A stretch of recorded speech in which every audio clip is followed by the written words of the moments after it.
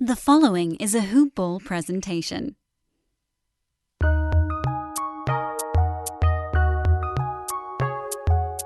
Welcome to the Fantasy NBA Today podcast.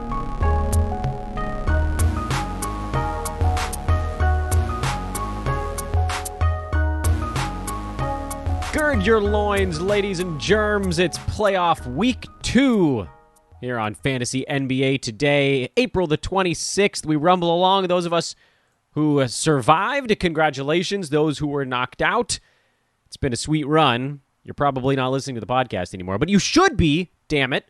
We do this show all through the offseason, too. I'll tell you right now, the second that the regular season ends, the podcast transitions into prep immediately. We're going to be doing some gambling chatter on the playoffs because we all want to make a little bit of money, right? We make a little money on the playoffs. The real playoffs, not the fantasy playoffs. But I also love to go through and pull out our lessons learned from a season gone by, a particularly weird season, mind you, pandemic year. There'll be some lessons from this year that we may or may not actually be able to apply to future seasons. I like to go through each team. We do it sort of 2 or 3 teams at a time. I like to break down the players. I think it's really interesting to go back to the beginning of the year and check out the pre-ranks. Remember, we always break down how close or how far away the big box site pre-ranks turn out to be based in relation to where guys finished up.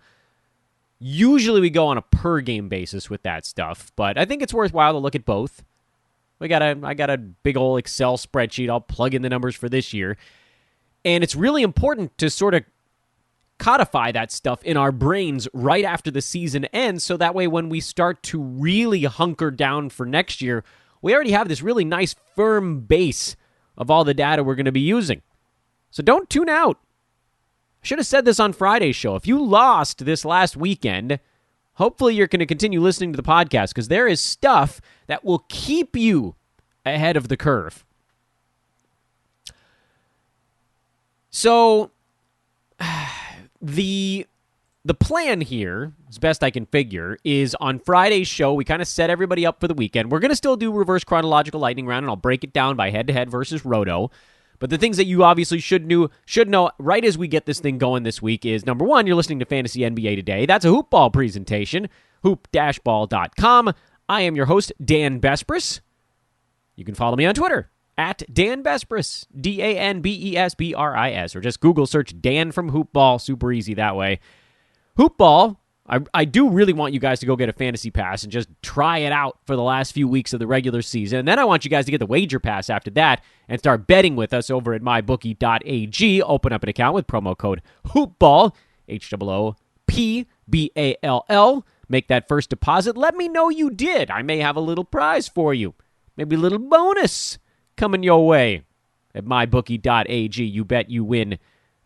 They pay. We'll deal with that more when we get to playoff time. The other thing you need to know going into this week, and we've talked about this ad nauseum on the podcast, but we'll just sort of refresh it, is that there are 3 teams with a 5-game week: the Dallas Mavericks, the Oklahoma City Thunder, and Toronto Raptors. The reason I bring that up here right at the outset is those players are probably all snatched up by now. We're kind of plodding ahead. But if you have someone on your team from who has a 3-game week and isn't superstar status, so go to your board, make sure you know who has the 3-game weeks. It's not that many teams, actually. Detroit has a 3-game week, Golden State, Indiana, the Clippers, the Knicks.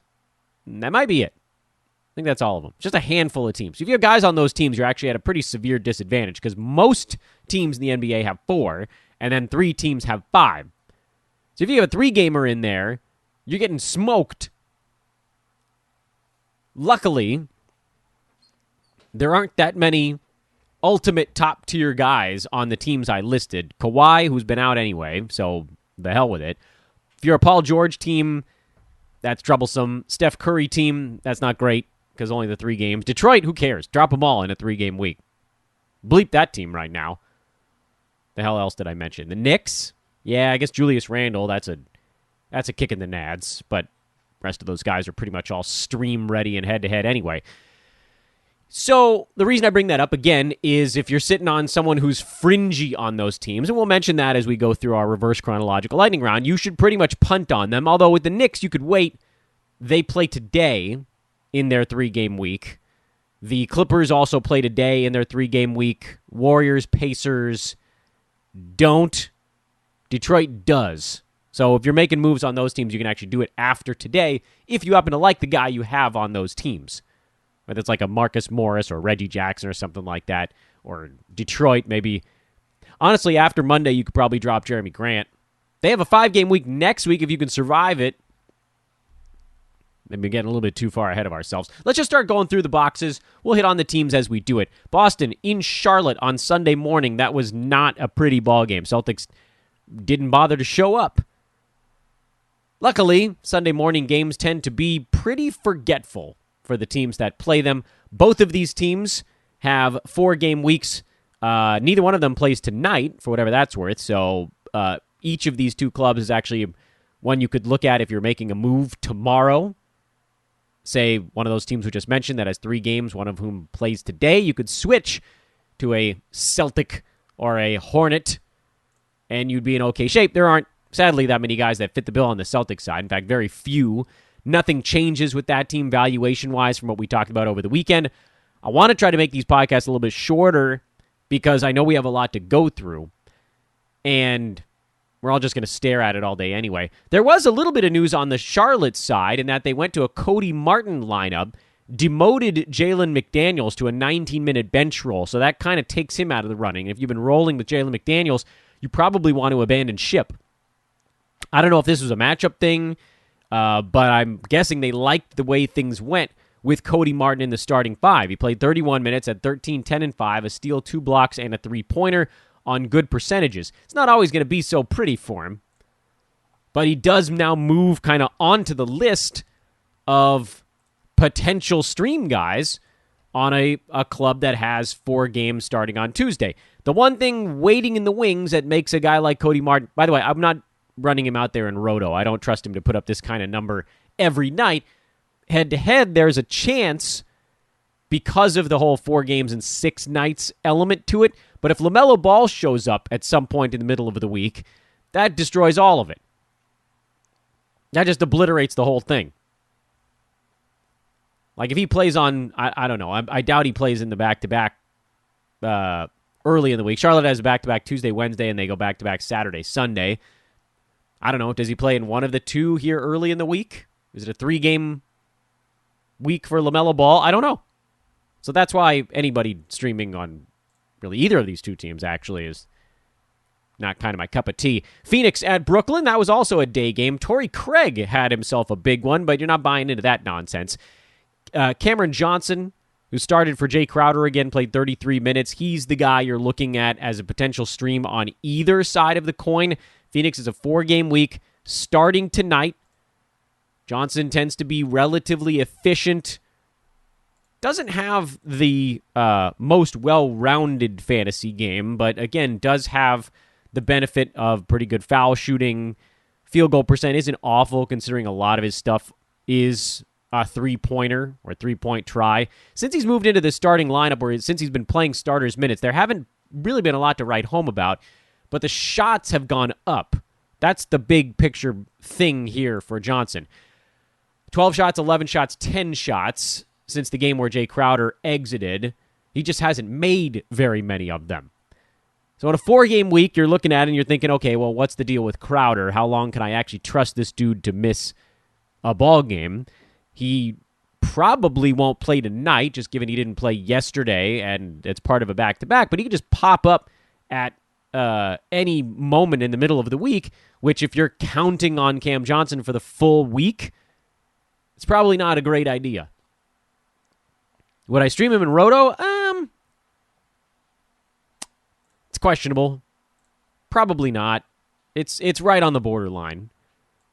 If he was running hotter, I probably would, because you get some threes, you get some rebounds, you get maybe a steal blended in there, good foul shooting, but he's running cold right now, and so that makes it a pretty tough Roto stream.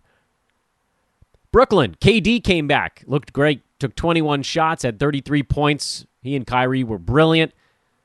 And a lot of weird stuff happened in this ball game. The Nets decided to go very large, I think was probably the best way to put it. Kyrie was the point guard. And then you look at the minute breakdown for Sunday's game. KD 28 minutes, Blake Griffin 27, Jeff Green 34, DeAndre Jordan 21. These are all front court guys we're talking about now. And then you look at the guards, Bruce Brown 10, Landry Shamet 29, Joe Harris 33. Those are the starters. Tyler Johnson 16. So bench guards were basically non-existent in that ball game. And that was weird because as we talked about last week, I thought KD would come back and it would put a big old dent into Landry Shamet's value. And it did because Landry played 29 minutes and took only 5 shots. So his usage just evaporated upon KD's return. But I thought Bruce Brown would hang in there because he's more of the do-it-all, get into the scrums, get the steals, get fouled, do all those little things that most of these other guys aren't really known for. But in this game, for whatever reason, and I admit I didn't watch it from start to finish, in this game he only played 10 minutes. Just wasn't particularly effective, I guess. And they went to these giant lineups with KD and Griffin and Green. Just huge. Colossal.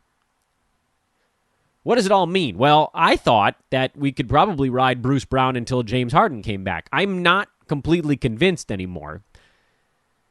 If you are streaming his spot, I'm totally fine with you moving on. They don't play tonight. They do still have 4 games this week, Tuesday through Sunday, so not a bad schedule.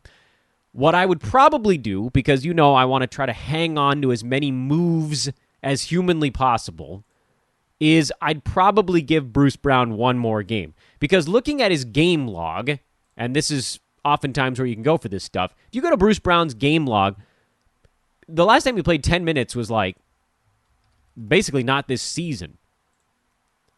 Even when, and there haven't been that many times where the big 3 on this team have all been together, but you can go all the way back to the beginning of the year. He played 7, 3, 3, 23, and he's pretty much been teens or above in every game since then.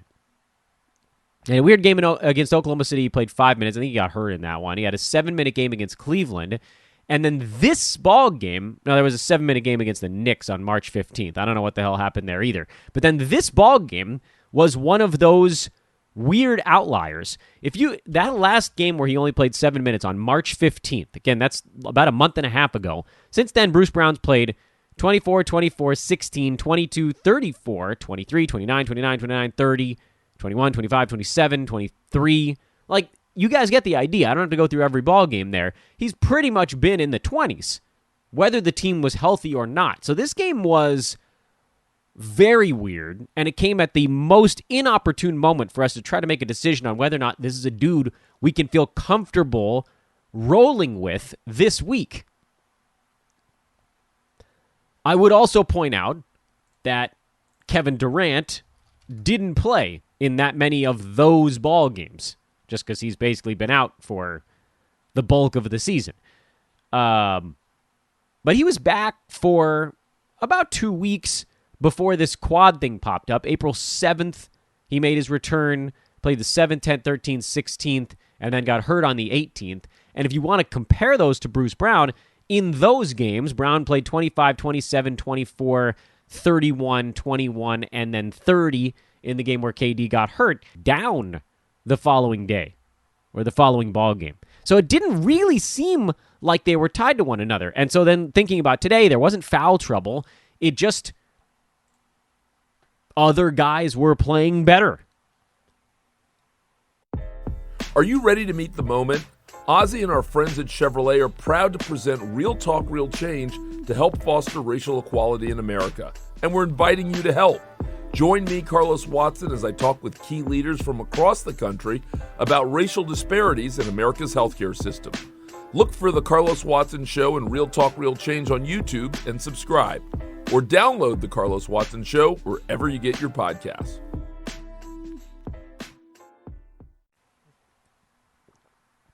I'm going to give Bruce Brown another ball game.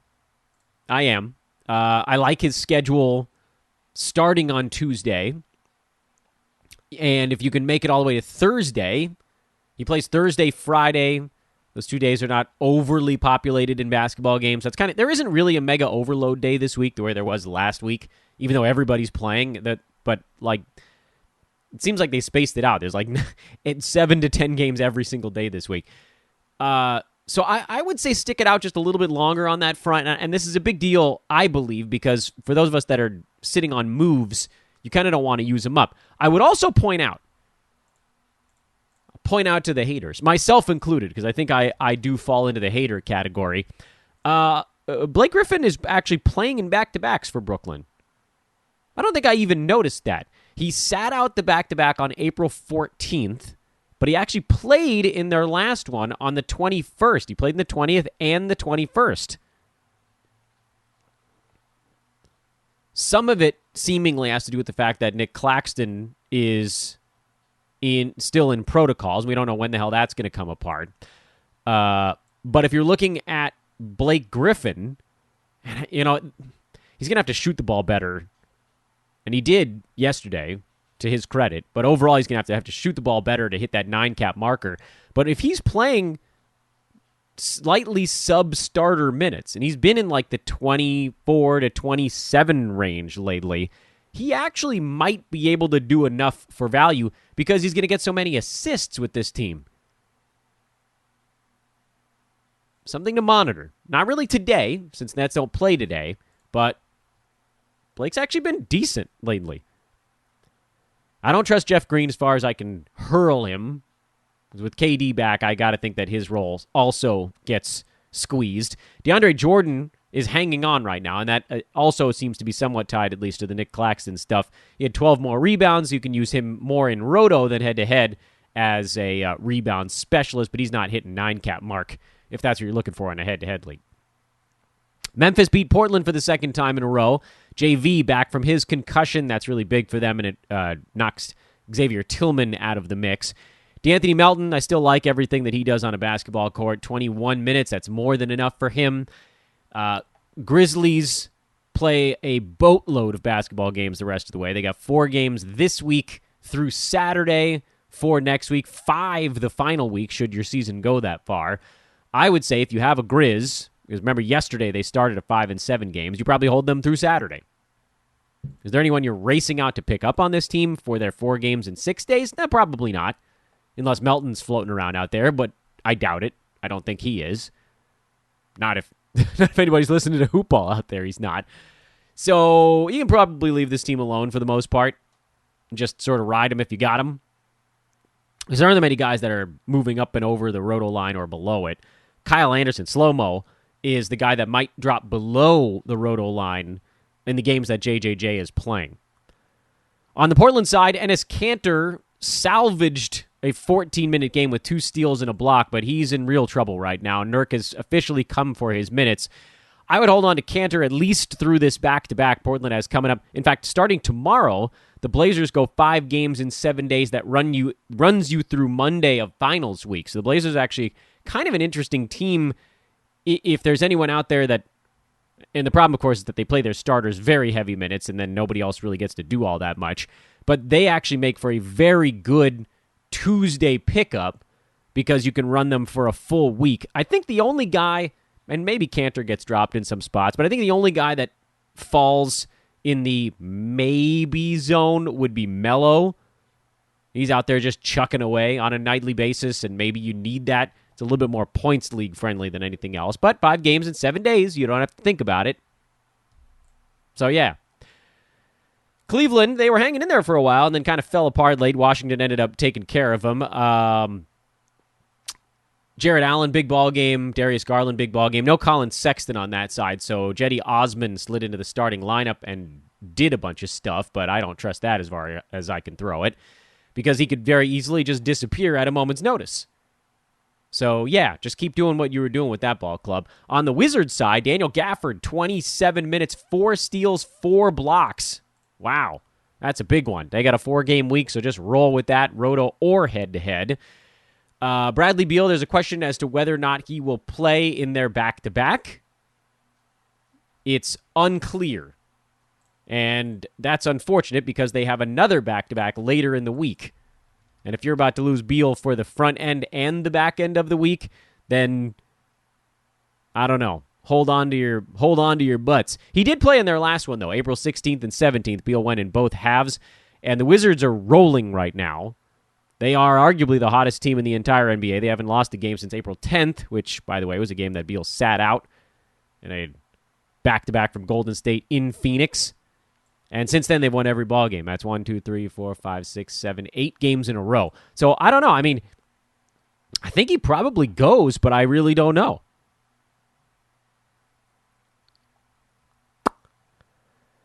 I guess there was a little bit of a calf tweak. We'll see. So, hold your breath. That would basically be a game ender for me. I have a team that has Trae Young, Zach LaVine, and Bradley Beal as the top 3 picks on that club. And if Beal goes down, that's just the end of it. Well, I'm going to cry right here in the middle of the podcast. Well, if Beal's gone, then Davis Bertans will do more, and Westbrook will do more, and Raul Neto probably does more. He becomes a very interesting stream, but we really just don't know. You know, for every game Beal misses, you can't really count on someone. Neto's actually been okay anyway. But yesterday started their 5 and 7 days. So if you didn't do it then, you don't need to really do it now. Milwaukee, who cares? PJ Tucker wasn't in there, so Bobby Portis has been doing a little bit more. Atlanta, they're tough, man, these days. They've been playing some great defense. They rebound well. Bogdan Bogdanovic is on the heater of his lifetime. Clint Capella's been good. John Collins has been good without Trae. Gallo's come back, and he's putting up big points in limited minutes. Herder's been playing well. I got to give this team a lot of credit. They made that midseason coaching change, and everything shifted. However, one thing that didn't shift is Brandon Goodwin didn't shift into the driver's seat. He had a pretty good game on Friday off the bench, but not this one. 3 points, 3 boards, 5 assists. You're going to need more than that. And so, of course, the thing is, I picked up Goodwin thinking he would sub in for Trae Young, and Atlanta started a 5-game and 7-night scenario yesterday, but this may be a spot where, and they play again tonight, if Goodwin doesn't do much in this game in Detroit, you probably move on and maybe look at a team like a Portland we just talked about. They have that 5 and 7 that starts on Tuesday, and they're the only team that does. There are other teams that go 4 games the rest of the week starting on Tuesday, but only Portland follows that up by going on Monday. Every other team that goes 4 games starting on Tuesday is off next Monday. I want you guys to try to internalize that thought because it's weird, and I think the first thing that pops into your head is the first thing that pops into mine, which is that can't be right, but it is. I promise you, if you're trying to game plan for what would be finals week, the Blazers are the only team that goes 4 games Tuesday through Sunday of this week that also plays the first day next week. That's what makes them valuable. Over on the Atlanta side, it seems like Sweet Lou might have actually been the better pickup, even though it doesn't seem like his role changes all that much, whether or not Trae's in or out. And I could advocate potentially picking up Lou Williams for the first 6 days of this week if you needed that particular stat set, but then really it should have been yesterday. It's that same thing, like you needed the 5 and 7. Indiana beat Orlando by a bunch. The Magic have gone into full shell mode at this point. Mo Bamba, he's a go in all formats. Chuma Okeke's a go in all formats. I would still start Wendell Carter Jr., even though his minutes are kind of getting split up with Bamba these days. Cole Anthony, he's a start in all formats. And I think that's about as far as I'd go. Magic were another team that started a 5 and 7 yesterday. Terrence Ross would be someone to watch should he come back midweek. As someone you could scoop and hope he takes a whole bunch of shots, although he really didn't seem to care the last time we saw him on a basketball court. Over on the Indiana side, we're just kind of waiting on big men. If you have O'Shea Brissett, you probably need to drop him. I know he's been good, but the Pacers have only 3 games, Tuesday, Thursday, Saturday this week. That I can't advocate rolling a Pacer out in head-to-head unless they're Brogdon, basically, at this point. I think that's kind of it. Or if you do, you drop them on Sunday. Make sure you get 4 games out of that roster slot. Even someone like a TJ McConnell is probably droppable. For someone who's playing, 5 games instead of 3? What if McConnell has a game like the one you just looked at? It's not a guarantee that he's going to go big every night. His role is weird. He comes off the bench. He usually puts up pretty big assist numbers, and he's a big steals guy. But you might have to punt at the end of the week or early in the week, depending on what you've got floating around on your team. Roto, on the other hand, well, at that point, it's easy. You just use the guys that are above the cut line, which is McConnell, Brissett, LeVert, Brogdon, and I might even say Holiday here if he's starting to warm back up again.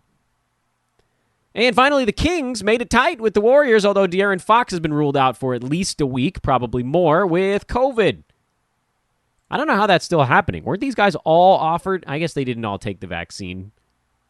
I think their teammates are probably wishing they did at this point. I know, personal choice, all that stuff, but, you know. Well, what did we learn? Well, Tyrese Halliburton slid into the starting lineup, and he's going to be a complete and total monster for as long as De'Aaron Fox is out. But I'm also, and by the way, Rashawn Holmes came back in this game as well, but I'm also pleased at the 27 minutes for DeLon Wright, who didn't shoot very much, and I would venture to guess he probably shoots more with every game that he gets to play this many minutes. But 7 points, 6 boards, 5 assists, 2 steals. Usually that would come with maybe a 3-pointer or maybe 1 or 2 additional shots. So you're looking at a DeLon Wright that might be pushing up towards what he was doing in Detroit, a little bit below that, with a strong emphasis on percentages, boards, assists, steals. I like that a lot. So I think I would go grab DeLon Wright with a 4-game week that starts tonight, and they just go every other day. The Kings go 4 games again next week, and we don't know when De'Aaron Fox is back, so this could actually be a multi-week stream, potentially. The Warriors, they got me, man. They tricked me here. I thought Jordan Poole was going to be the guy who went nuts, and he had a pretty good game on Friday with Bazemore and Damian Lee both out, but Steve Kerr decided to start Michael Mulder, play him 14 minutes, and then they ended up kind of going a little bit bigger with 31 minutes of Juan Toscano Anderson off the bench, and it wasn't Poole in this one who got to take a bunch of shots. So that's kind of annoying. Regardless, the Warriors are one of the teams with a bad schedule this week, like we talked about, so anybody not named Steph or Dre is a potential cut. In head-to-head, at least. I think you can probably make a case to hang on to Wiggins and Oubre. Warriors go back to 4-game week next week, so it's not terrible forever. But, yeah, those guys are close. I think I'll put them just over the cut line. And then Kevon Looney got another 8-8 game. I don't know why he couldn't make any shots in this one, but that's what you're getting out of him at this point. He's much more category hunting. But you're moving on for anybody on that team who's remotely close to the fringe in a 3-game weekend head-to-head. Let's turn the clock back to Saturday as we continue our reverse chronological adventure here. In Toronto, in New York, the Knicks blew them out, but the Knicks have a terrible schedule this week, which is a damn shame because Derrick Rose finally now looking like himself. They go Monday, Wednesday, and then they're off for 3 days, so I guess you could roll with a Knickerbocker for the first 3 days this week and then shuffle along after that. But you can't possibly make a case to hold anyone besides Julius Randle, really, for those 3 off days. They don't play Thursday, Friday, or Saturday. Points leagues, I mean, that's a little different. RJ Barrett's probably up and over the board. I still like Reggie Bullock and Roto, by the way, along with Rose. All the things I'm talking about at this point are really head-to-head geared because the valuation on the Roto side didn't really change. Rose is now above it. Noel, Randall, Bullock. When we're talking about the streaming stuff, we're basically talking about head-to-head. On the Raptors side, they went starters and they went starter big minutes again. Van Vliet, Anunoby, Siakam, Birch, and Lowry. All those guys played big minutes. And if that's the way things are going to go, all 5 of those guys are a hot go in every format. I don't know that the Raptors play all 5 games this week. I don't know that each one of those guys does. And anytime one of those dudes is out, that means Gary Trent gets to actually do stuff. So that's why I'm going to hold on to Gary Trent in head-to-head, because I do think he probably starts 2 games this week, and I got to think he plays more than 19 minutes in some of the others. And this is an excruciatingly high number of minutes played for the starters in that game, and it didn't work. Philly is another weird one right now because Ben Simmons has been sick forever. It's non-COVID, apparently. They go every other day this week. I'm too afraid to stream anyone on that team in head-to-head because I'm worried starters will start coming back. Roto, if Embiid sits it out, you can probably stream Dwight Howard. Just hope he doesn't get to the free throw line all that often. If Simmons continues to miss games, Matisse Thybulle's going to get you all boatload of steals. But that's all Roto. You can't trust it in a whole week in head-to-head because someone's going to come back, I think. Detroit, they're a weird one. So head-to-head, just get the hell out of Detroit. Just don't even bother. 3-game week that will lead into a 5-game week. If you really wanted to get a piston, you could do it on Thursday. They play Thursday, Saturday, and then the 5-game week next week. Got to get in a jump on things. But I hate it because there's so few guys on this team that are actually playing both halves of the back-to-back. Isaiah Stewart, Sadiq Bey. Those are basically the only guys you're even thinking about on both halves of the back-to-back. Josh Jackson probably plays them, but his game is so terrible for category leagues that, fine, points leagues, you can get him rolling much of the time. But again, in a 3-game week, that's not good enough. So everything with Detroit right now is roto-based. Because they have all this time off, you can probably keep rolling the veterans out this week, the Plumlees, the Corey Joseph, that type of stuff in your roto format. Next week is when things are going to get real weird, but they're still going to be pretty roto heavy. The only difference is next week, you could make a case in head-to-head to start a guy like a Bay or an Isaiah Stewart on the head-to-head side. If that makes sense. We already talked about Indiana. That game on Saturday is the reason that it's going to be hard to drop a guy like a TJ McConnell. Spurs beat the Pelicans on Saturday. Spurs had their traditional lineup back, so start the starters basically minus Keldon Johnson, who was fine. I mean, a little better in points formats. New Orleans is a mess. They've fallen apart at the seams. Steven Adams, I think he hurt his hand in this one. I forget exactly. He left the previous game with a sore foot, but he played, and then he hurt his hand. Don't dive into that one. You're going to end up getting yourself irritated. Lonzo Ball, Brandon Ingram, Zion, those are the guys you can start on this team in roto or head-to-head. The schedule's not bad. They go 4 in 6 days to start the week. So if you happen to have someone like a Steven Adams or an Eric Bledsoe or whatever, you can probably, or even a Najee Marshall who's playing some pretty good minutes right now, but apparently forgot how to shoot a free throw, you could probably just keep them for the first 6 days of the week. But you certainly aren't targeting them. You're not going to use a move to get over to a Pelican. Don't do that. Chicago, they got a rematch with Miami coming up tonight, actually. Kobe White's been awesome. Nikola Vucevic has been great. And that's about the nicest things you can say about this team right now. Bulls are coming off a pretty good stretch of scheduling, actually. They had a 5-7 that stretched into last week. They go 4 games the first 6 days this week. But the problem is that their streamable guys haven't really made a good case for themselves. Daniel Tice, Thad Young, Garrett Temple, Patrick Williams, Lauri Markkanen, Denzel Valentine. None of these guys has jumped off the page, really. Every once in a while, one of them will have an okay game, but then it sort of balances out with a bunch of crappy ones. So I don't think I'm dealing with the Bulls. I think you just go White and Vooch, head-to-head, and Roto. Just leave it. The Heat. The Heat is on. A not great schedule. They got 4 games this week, but it's kind of backloaded. They go Monday, Wednesday, and then they're on over the weekend. So the Heat would be a team that maybe you could snap up if you have somebody that ends a terrible or a good scheduling stretch after Friday and go Heat over the weekend, because they'll probably have someone. He'd always have somebody you can stream on the team, whether it's a Kendrick Nunn, who apparently is questionable with an elbow injury, or a D-Rob, or a Trevor Ariza, who was bad in this game but actually has generally been okay.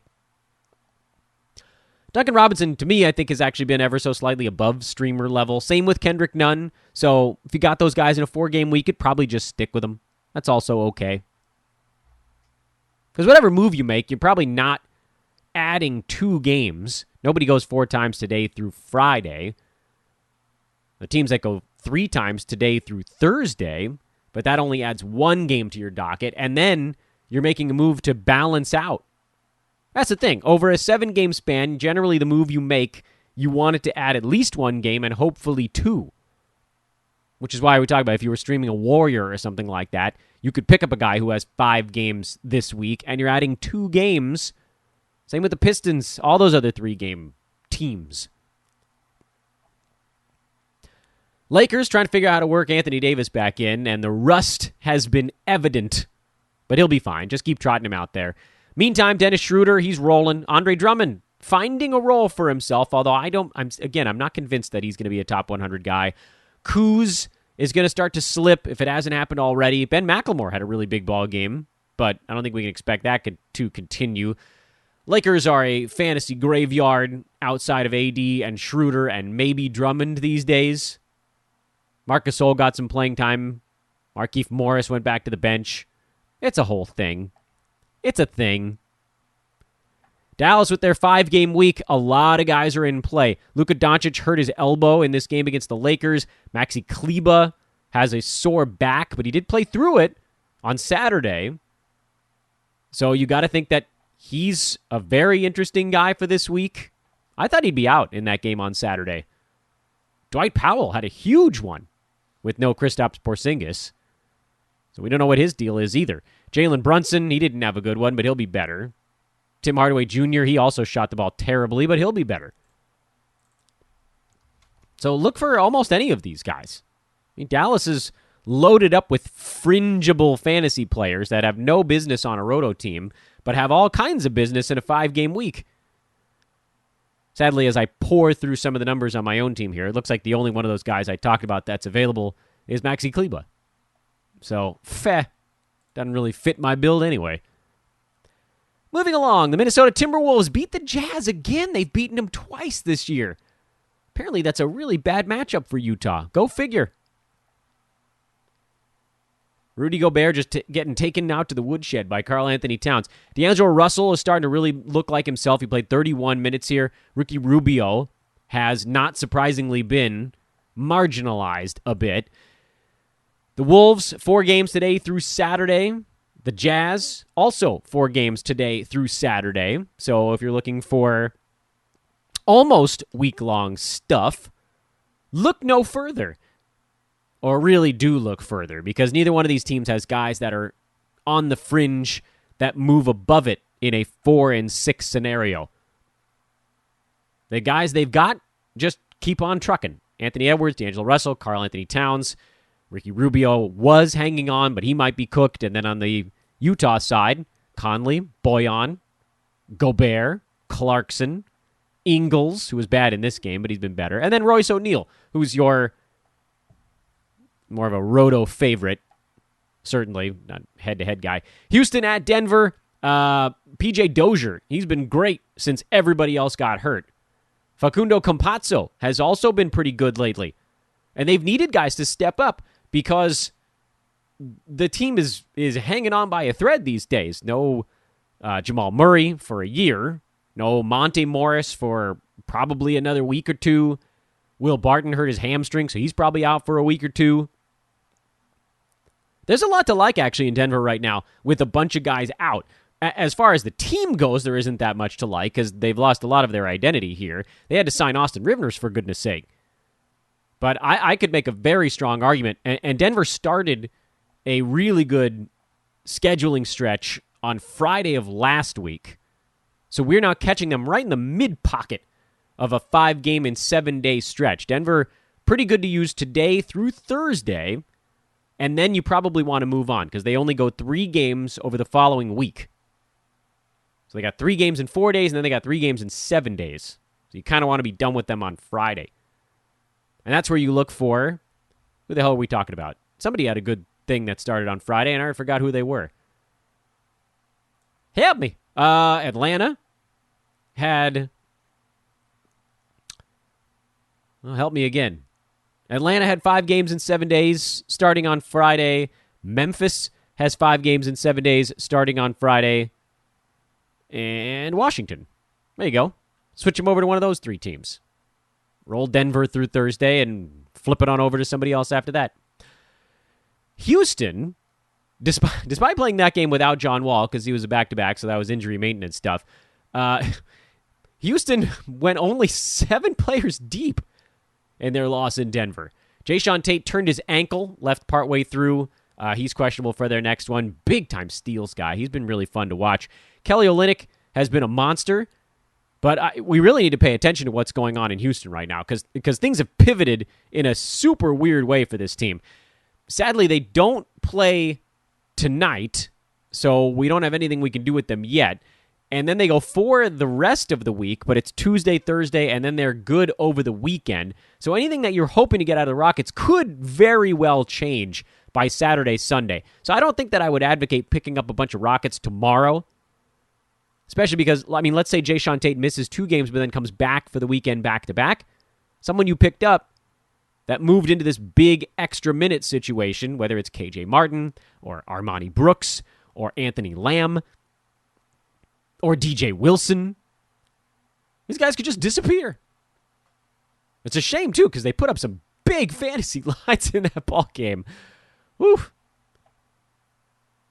KJ Martin feels the safest of the bunch, even if he's not the guy who sticks in the starting lineup, because at least we kind of know what he does.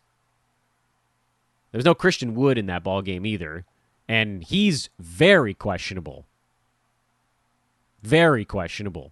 He turned his ankle again, and, I mean, there's really no reason to push him through any of that stuff. I don't know if Christian Wood plays this week.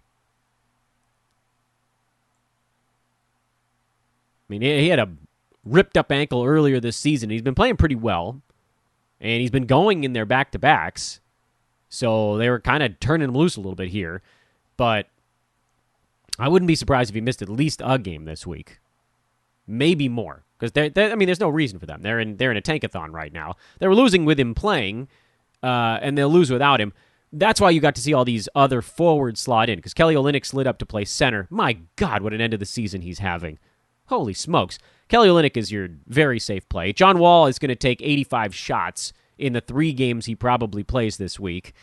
And then you try to piece some guys around it. But again, I'm afraid to pick up a Rocket, knowing that maybe Tate does play, or even if he sits it out and Wood sits one out, then they're back by the next one, and all these guys you picked up, you have to get rid of them. I need to be able to stream guys longer. On the Roto side, however, you're probably making moves for the following day in Roto leagues. That tends to be the way that works. You can pick up half of the team and then just not start them if guys do play. But, like, it seems like if Christian Wood is going to miss another ball game, let's assume he does. I don't know. Maybe he doesn't. Then DJ Wilson was the beneficiary there.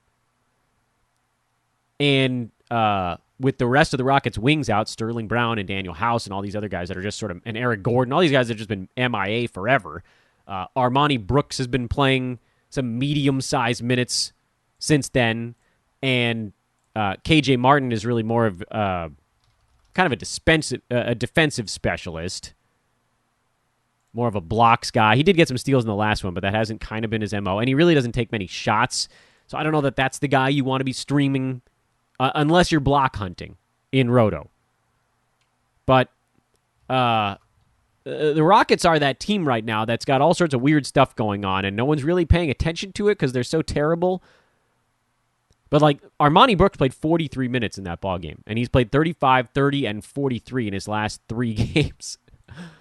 It's a thing, man.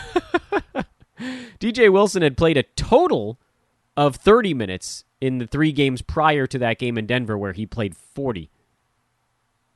So if you're going to do this thing in Roto, you're not doing it head-to-head. It's too terrifying. If you're going to do this thing in Roto, you know what you're getting yourself into, which is nobody really knows what you're getting yourself into. And finally, we spin the dial back to Friday because, as I recall, On Friday's show, I said something like, a couple teams here that aren't going to play over the weekend. Let me make a mental note of who they are. And I've obviously since forgotten about them. The Clippers were one. And the Clippers are Paul George and Ivica Zubac and Reggie Jackson in Roto. Maybe Nick Batum. I think you could maybe throw Nick Batum in there as long as Kawhi Leonard is out. And Rajon Rondo's been out, so that's been really good for Jackson. On the head-to-head side, it's Paul George. I don't even think you can keep Ivica Zubac as good as he's been. They go Monday, Wednesday, and then you have to move on. Because they got one game the rest of the week after that, only 3 next week also, and it's not even front-loaded next week, where it is a little bit this week at least. After they play in Phoenix on Wednesday, the Clippers have a total of 3 games over 10 days. Horrendous. So if you've got any Clippers, hang on them for 3 days, and then abandon ship. Get out. Get out while you can. On the Roto side, it's different. It's just head-to-head. The Roto side, guys that are above the cut line versus guys below, that's how you're making your judgment calls there. And as long as these guys are all out, if Kawhi's still out and Serge is out, and I don't know about Batum when Marcus Morris comes back because he's not playing in back-to-backs these days either. So it's probably Paul George and Reggie Jackson. Paul George and Ivica Zubac in Roto. There you go. Stamp it. Done. We're moving on. We're going to our last team that didn't play over the weekend, and it was the Thunder. And the Thunder have a 5-game week, so we saved an interesting one to last. Lou Dort already ruled out for the front end of their upcoming back-to-back, which means Svi Mikhailiuk will actually probably have a big ball game. Would you pick him up? Hell no. I don't want anything to do with that nonsense. The games that Dort sits out, he does tend to get in there and just jack 3-pointers like they're going out of style. But the rest of his game is severely lacking, and he's probably going to play about 20 minutes in the games where the other guys are actually going. To me, that's not enough. A 5-game week out of Svi, with 2 back-to-backs blended in there, is, I don't know, probably about 10 3-pointers, probably 2 to 3 steals, and about 50 points. I don't know, guys. I don't know. I would rather have almost any of those other dudes. Darius Baisley, he's playing in the back-to-backs. He's going to have a jumbo week, provided he doesn't destroy your percentages. Isaiah Roby seems to be healthy enough to go. He'll have a pretty good week. Kenrich Williams is an interesting one. He's quietly been kind of useful. Not great. Not by any metric has he been great. But over the last couple weeks, he's playing about 26, 27 minutes a ball game. Scoring about 12 points, 5 boards, 2 assists, a little over a steal, 1.5 3-pointers. Doesn't crush you in any one particular spot. So he's been okay. And you put that into a 5-game week, and you're actually starting to cook with a little something. So I do think Kenrich Williams is the forgotten man on this club, and he'll get his 25 minutes. Maybe more, because they'll sit some guys here and there. Moses Brown is out. He's not even playing right now. Neither is Tony Bradley. They've gone to an Isaiah Roby center, Baisley power forward, Dort, or Pokashevsky small forward, Dort at shooting guard, and Maladone at point guard.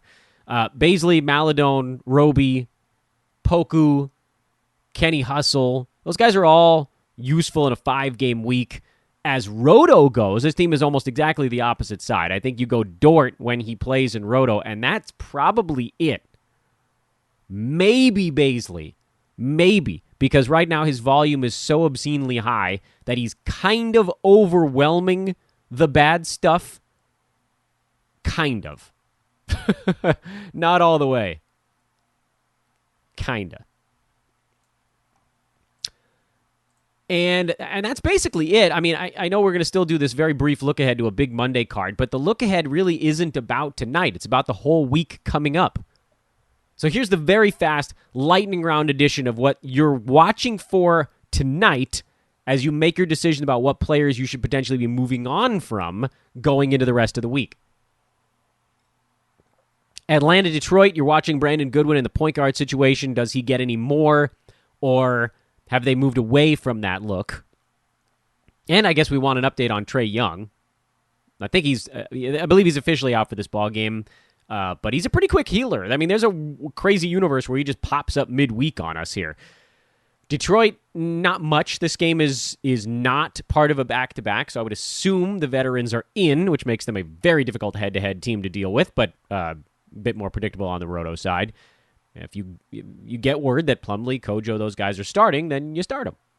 Spurs, nothing. Wizards, Bradley Beal's health, that's a thing. They're playing so well right now. You know he's going to try to get himself out there. If you need a reason for why, look at the Eastern Conference standings. The Wizards are currently the 10 seed. They're now 2 games up on the Bulls thanks to this 8-game winning streak. They're only 2 games back of the Pacers, who've been fortunate to play some really bad teams, and only 3 back of the Hornets. The Wizards are 3 games back of getting into the upper part of the play-in tournament. And the Hornets, they've won a couple games in a row now, but remember, they're still missing LaMelo and Gordon Hayward. It's not all roses for those teams. They're not catching the heat. Wizards aren't catching the heat. That's out of reach. Those teams are trying to fight their way out of the play-in spot. But the Wizards have every reason to go full bore. So we'll see. Lakers, Orlando, I think the only thing you're really monitoring is Anthony Davis's minutes on the Lakers side, and can anyone besides Dennis Schroeder and maybe Andre Drummond do stuff? Probably not. Orlando, Terrence Ross, could he come back and be a thing? I think we have a pretty good feel for the other guys that are useful on that team right now. Thunder, we just talked about. Philly, who's playing? We never know until 20 minutes before game time. Cleveland, Colin Sexton's health. Toronto, is anybody resting? This would be one you could do it. They could probably beat the Cavs without Kyle Lowry for a night. It almost seemed like they were better without their starters. I don't think that's true. Magic of small sample size, but they sure did play better defense. Phoenix, not much. I mean, I'm too afraid of Jay Crowder resurfacing to stream anyone in his stead. New York, bad schedule. So, Roto only on that side. Chicago, same kind of thing. Their fringe guys have been sub-fringe lately. Miami, their fringe guys have been above fringe lately. Whatever the hell that's worth. What if Victor Oladipo just magically reappeared at some point? There are injured guys that we've all cast aside because you have to in the playoffs. Look at the free agent list in your league, in your playoffs, and look how many, top 70 guys there are on the wire because they're just out indefinitely and nobody knows what the hell to do with them. The answer is you got to leave them there until you get any news on it. You certainly can't stash a guy right now. What if somebody just reappeared out of the blue? Darndest thing, man. Terrence Ross would be one of them. He has the potential to be super useful on that team. Looking at some of these other guys, Eric Gordon on that Houston team, we haven't heard hide. I mean, he's probably not playing the rest of this year, but what if he suddenly reappeared? What if Malik Beasley reappeared? Or Victor Oladipo? Or DeAndre Hunter? You wouldn't trust that guy to play more than 15 minutes anyway. I'm just saying, don't forget about the high-ranked guys who are hurt right now. Don't forget about it. Where the hell did we leave off? Miami, yeah. Utah, nothing. Minnesota, nothing. Clippers, nothing really. I mean, it's health stuff there. Pelicans, crap. Grizzlies. Memphis has a great schedule the rest of the way. That's for damn sure. That's about the only good thing we can say. Because they're just going to play everybody fringe-level minutes, as per usual. Denver, you got some nice streamers talking about that. I don't think anybody slots in or slots out. Seems like they're pretty set in their ways right now. And then Dallas and Sacramento, last game on the card tonight. Kings, we got a pretty good look at them on Sunday night. And Fox didn't come back anytime soon. And on the Dallas side, what if Luka sits it out? What if a 5-game week starts with a Luka-less game in Sacramento? They want to get into that or escape the play-in spot. They're only a half game back of the Trailblazers, so I got to think Luka plays. And this is a Kings team that actually beat them in Dallas last week. But what if he sat it out? Can you imagine all these folks picked up Tim Hardaway and Jalen Brunson for their fringe level 5-game week, and then they get a Luca-less game? Well, that'd be a fat bonus for those guys, huh? All right, there you go. Let's wrap it up at this point. I said I wasn't going to go long, and here we are, 50-some-odd minutes deep into this thing. Recruiting time continues here at Hoopball. Please do hit me up on Twitter at Dan Besbris, DanBesbris, or email teamhoopball@hoop-ball.com. Hey, if you're running deep into your fantasy playoffs every year, maybe this is for you. You got to be ready to bust your butt, but it is super fun. DFS full season contributors, we are looking for you. Again, join the Fantasy Pass for $4.99. Let us cart you to the end of your regular season with all your individual team start-sit decisions in the Discord chat. I said it 1,000 times on this podcast. If you're a premium sub and you're not in our Discord, I'm going to hunt you down and I'm going to ram you into the Discord. You need to get in there. You're not using your services properly if you're not getting your access to the Hoopball analysts all the time. Anyway, go do that. $4.99 at hoop-ball.com. This is Fantasy NBA Today. I'm at Dan Besbris. I am actually just Dan Besbris, too. My name, I exist without an @ symbol in front of my face. On a daily basis, I do. You don't have to believe me. I know it's true. Good luck, everybody. Let's get the week going. We'll talk to you Tuesday morning. So long.